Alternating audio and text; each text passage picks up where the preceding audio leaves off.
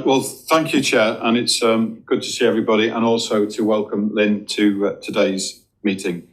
Clearly, from our point of view here, the main issue before members is the response to the HMIC FRS review, and also to take some of the themes out of that report, where we continue to acknowledge, regardless of the dialogue and the debate, that notwithstanding the fact there's no prosecutions, that the hurt and the harm that some of the imagery we saw last year caused. But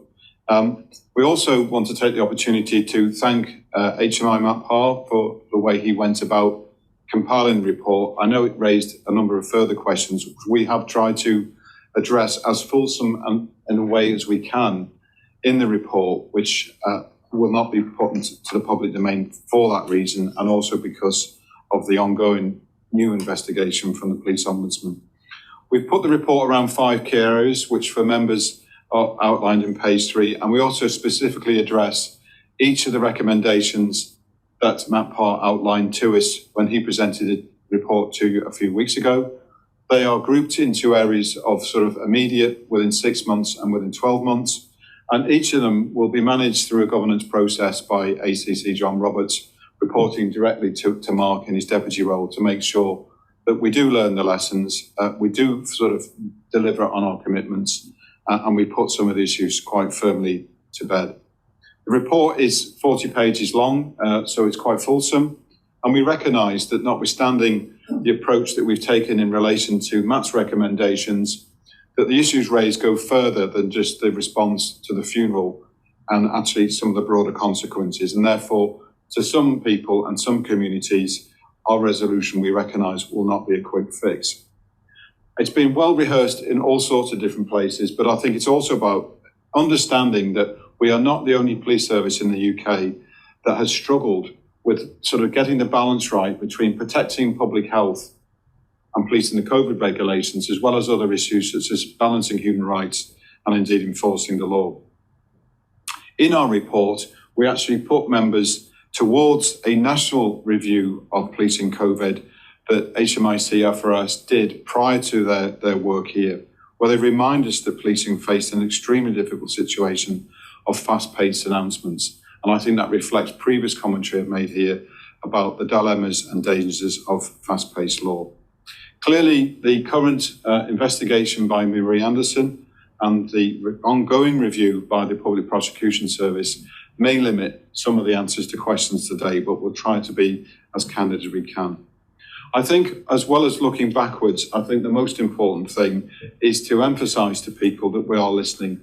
Towards the end of the report, we talk about 5 emerging themes from dialogue that I've had personally with political parties, with community influencers and others, which has been supported by other meetings across the piece, coordinated in a large part by temporary ACC Bobby Singleton.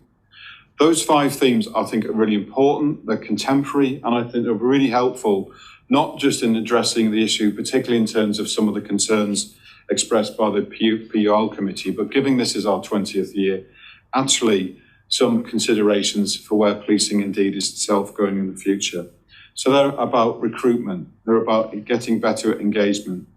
Particularly important to us is about demonstrating procedural fairness, asking ourselves the questions, what does neighbourhood policing look like? What are the hallmarks of effective neighbourhood policing as we come out, hopefully, of the COVID era? And also working with yourselves and the PCSPs to ask questions, are there better models of local accountability, and particularly revisiting some of the ideas of pattern around local beat meetings.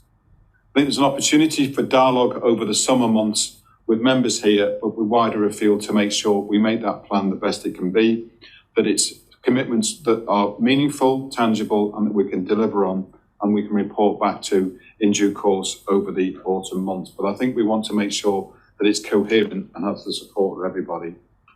In relation to some of the specific issues that fell out of the recent report from Matt Parr, I think it's about emphasising that, to me personally, one of the matters of biggest regret was the considerations and criticisms about record keeping, which were disappointing professionally, to say the least. We want to take the lessons learned quickly, and indeed only next week, senior commanders, who we'll see as the gold commanders for policing operations, will be developing their response to this through a professional development day where we want to make sure unequivocally that people are singing off the same song sheet, as it were, and are following the doctrine of accredited professional practice that is outlined by the College of Policing. I guess recent events yesterday with the public prosecution announcement of no prosecution in relation to our enforcement of other protests in the COVID era does show some of the dilemmas that we are facing with. At its most basic, yesterday's announcement criticises us for being too robust in part in our engagement with people that were wanting to demonstrate and exhibit their rights. Similarly, the previous judgment actually in terms sort of reminded us that we weren't actually firm enough. So that does show some of the fine balanced dilemmas and the real-time choices that commanders have to make in policing what were unique circumstances a year ago.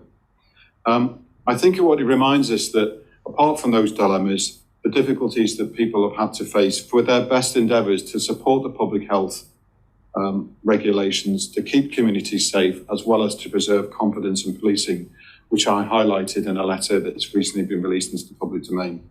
We still want the unambiguous guidance to police as long as the regulations continue to make sure there are no more missteps, and recognise the benefits as well of early engagement with the PPS, which is in fact something we did on the Black Lives Matter prosecutions.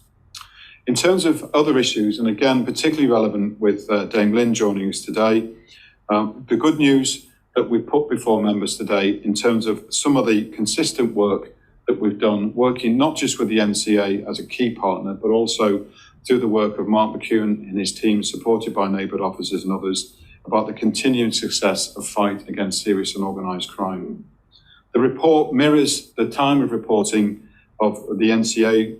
issues, so there are obviously some recent arrests and successes that we want to be able to sort of reinforce in the public domain. Whilst we have to be limited now in what we say, clearly the arrest just before the weekend in relation to the ongoing scams in relation to elderly people were really good news, as well as success this week in arrests in relation to the Inler show of strength in the Northwest.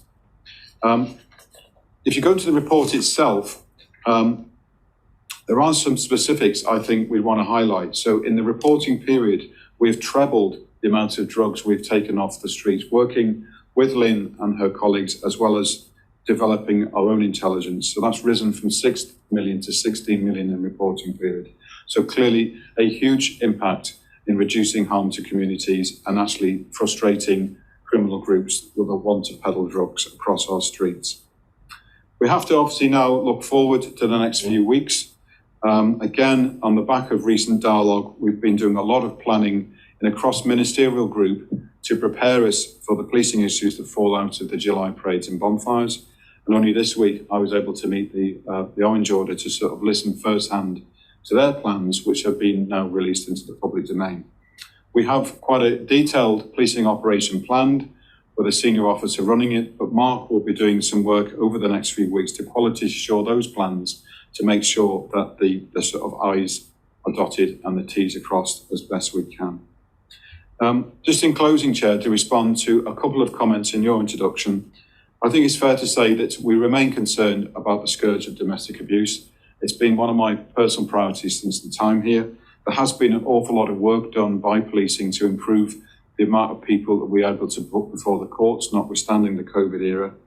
but also the work we're doing with partners across the piece to try and protect people at what is 1 in 6 of the crimes reported to us. So a significant issue just for policing, but also for the harm that it caused to wider communities.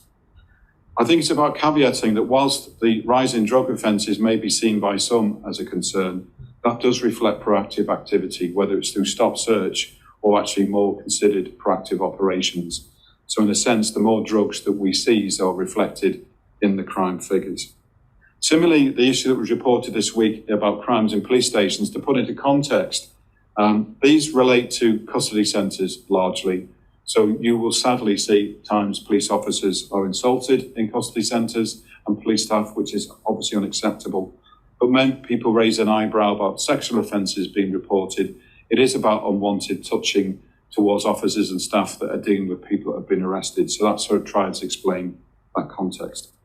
And finally, in terms of some other good news, we've now seen 4 senior officers meet the national assessment criteria to go into the strategic command course. That's, I think, I'm right in saying, in our 20 years, our best ever showing. So we congratulate them on their achievements, and they will go away for the command course in September, and that presents a real opportunity for the board in terms of selection decisions in relation to current vacancies that will be able to be addressed December, January of this year. So that's myself for now, Chair, and happy to take questions once we've heard from them.